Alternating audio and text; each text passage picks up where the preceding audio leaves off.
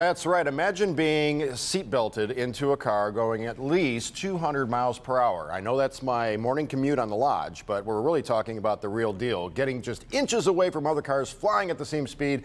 Now imagine winning what is the biggest race in all of motorsports. That's reality. He doesn't have to imagine it. Reigning champion of the Indianapolis 500, Will Power, back in studio with us this morning. Hey, Will, good to see you. Well, thank you. Good to see you again. It's great to see you.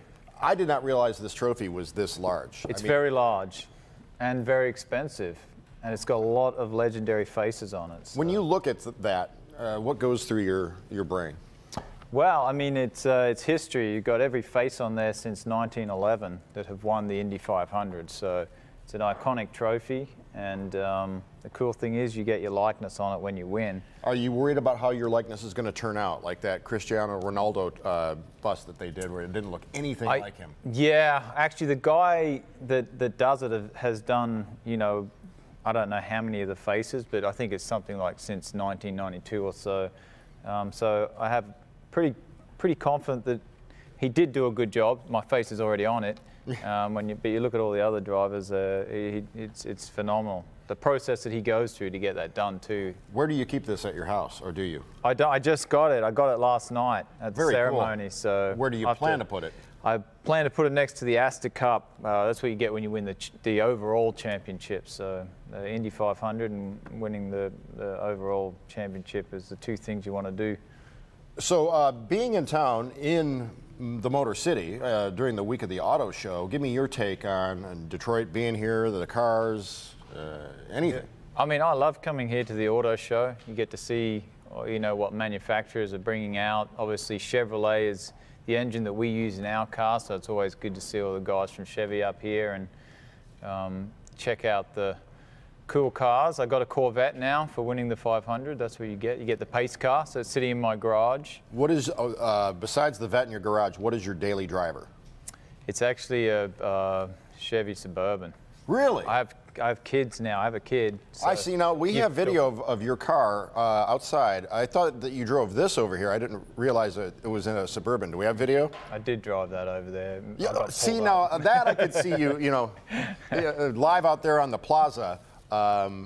Instead of a Suburban, I kind of picture you, making right-hand turns in traffic and that sort of thing. That would be very interesting and cold. Yeah.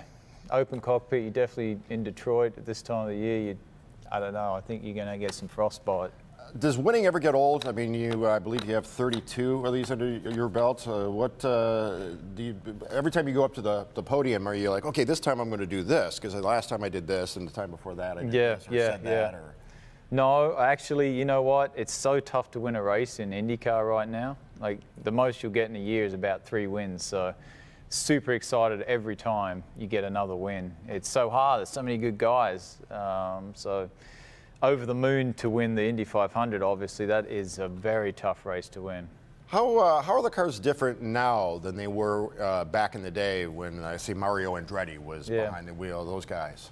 You know what? They're actually quite a bit safer. I mean, they've made some huge ground in safety, but the car themselves are very similar. Like the tire size, the horsepower, the weight of the car. It's very similar to how it was, which is really cool.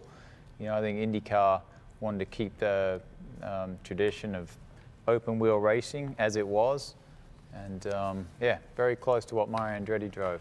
When you were younger, coming up, who did you idolize? I used to watch racing with my dad, my uncles, and A.J. Foyt and whatnot. Was there somebody in particular that you looked up to? Michael Andretti is probably one of my favorite drivers of all time. He won a lot of races in IndyCar. His father, Mario, is a total legend, Formula One world champion, IndyCar champion, Indy 500 champion. So it's those guys that you really look up to, and kind of it's a dream come true to be in the same paddock and not working alongside them, but competing against them, but knowing them well. Speaking of the paddock, it's one of the attractions out on Belle Isle at the Chevy Grand Prix when the fans can get out there and kind of get up close and personal with the drivers and the pits and the paddock and the race cars and all that. What is the big draw for you in going out to race on Belle Isle here in Detroit? You know, there's no track like Belle Isle. If you look at it, it's bumpy. There's a lot of commitment, and you know, the way that it's promoted, the way Roger Penske promotes it, it's an amazing event. Great for the family, great for the kids, and everyone enjoys coming here. Oh, well, we enjoy having you here. We're welcome back anytime. Good to see you again. Yes, thank you for having me. Absolutely, always a pleasure. Detroit Grand Prix, May 31st through June 2nd, right here on Local 4. Local 4.